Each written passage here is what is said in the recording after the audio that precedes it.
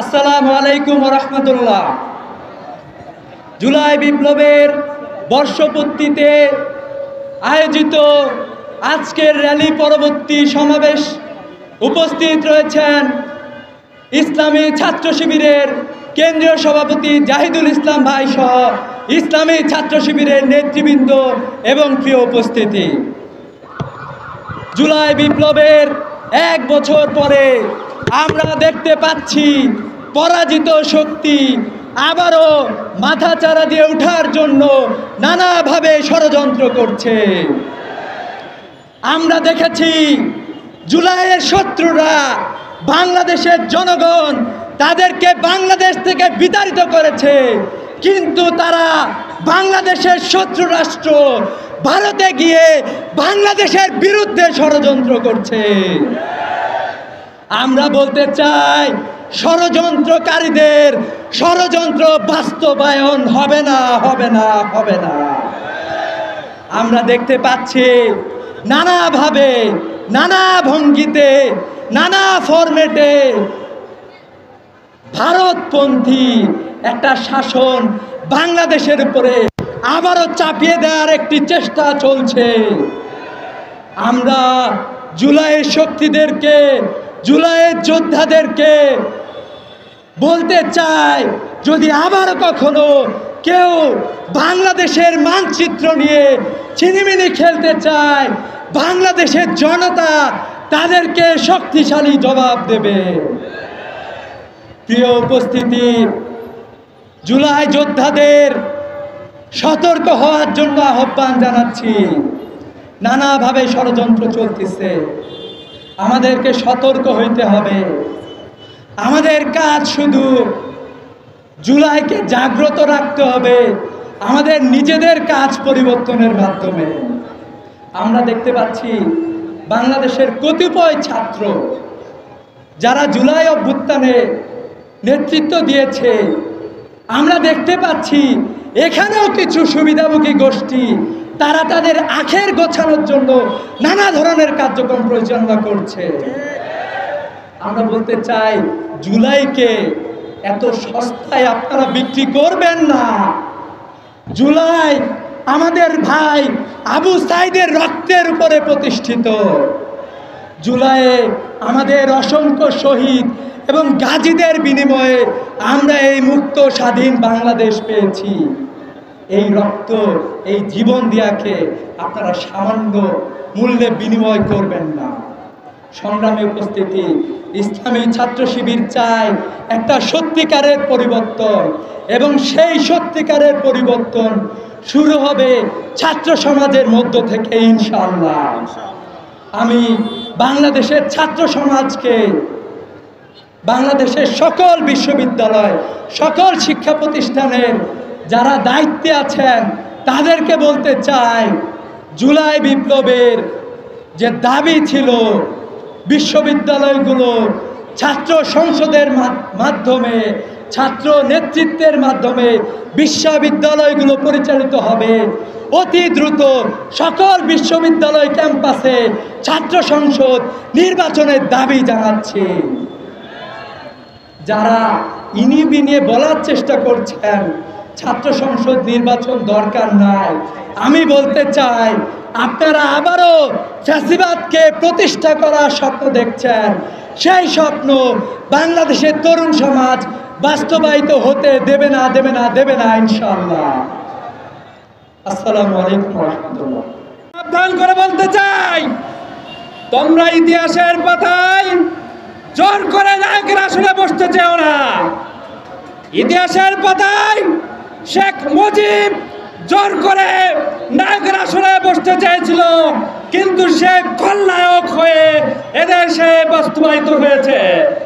তোমরাও যদি সেভাবে জোর করে নায়কের আসনে বসতে চাও, তোমরাও এদেশের ইতিহাসে খলনায়কের ভূমিকায় অধিষ্ঠিত হবে। সম্মানিত উপস্থিতি, বর্তমান সময়ে ছাত্র শিবির সম্পর্কে নানা রকম ন্যারেটিভ তৈরি করার চেষ্টা করছে। তারা নাকি ডাকসুতে নির্বাচন করতে চাই। তোমরা নির্বাচন করতে চাও, তোমরা সাধারণ শিক্ষার্থীর কাছে যাও। তোমরা নির্বাচন করতে চাও, তোমরা তোমাদের আদর্শ দিয়ে নির্বাচন করো। তাহলে তোমরা কেন ছাত্র শিবিরের নাম ব্যবহার করে নিজেদের পরিচয় সবার কাছে একটু ভাইরাল হতে চাও? এই ভাইরাল নীতি থেকে নিজেদেরকে আবদ্ধ রাখো, তা না হলে আগামী দিন এদেশের ছাত্র জনতা তোমাদেরকেও দেখে ছাড়বে। শুধু সাবধান করে আমার কথা শেষ করতে চাই, আগামীর বাংলাদেশ ছাত্র জনতার বাংলাদেশ, আগামী বাংলাদেশ আমাদের শহীদদের আকাঙ্ক্ষার বাংলাদেশ। সবাইকে ধন্যবাদ জানিয়ে আমার কথা শেষ করছি। ঢাকা মহানগর কর্তৃক আয়োজিত জুলাই বিপ্লবের 1 বছর পূর্তি উপলক্ষে আজকের সুবিশাল র্যালি পরবর্তী বিক্ষোভ সমাবেশে উপস্থিত সংগ্রামী ছাত্র জনতা, আসসালামু আলাইকুম ওয়া রাহমাতুল্লাহি ওয়া বারাকাতুহু। আজকের সমাবেশের শুরুতে শ্রদ্ধার সাথে স্মরণ করছি 24 জুলাই বিপ্লবের সকল শহীদদের। আল্লাহ পাক সুবহানাহু ওয়া তাআলা সকল শহীদদের জান্নাতুল ফেরদৌসে মেহমান হিসেবে কবুল করুন, আল্লাহুম্মা আমিন। একই সাথে দোয়া করছি সকল গাজীদের যারা এখনো হাসপাতালের বেঁধে কাতরাচ্ছেন, আল্লাহ পাক সুবহানাহু ওয়া তাআলা দ্রুত সময়ের মধ্যে সবাইকে সুস্থতা দিয়ে দান করুন, আল্লাহুম্মা আমিন।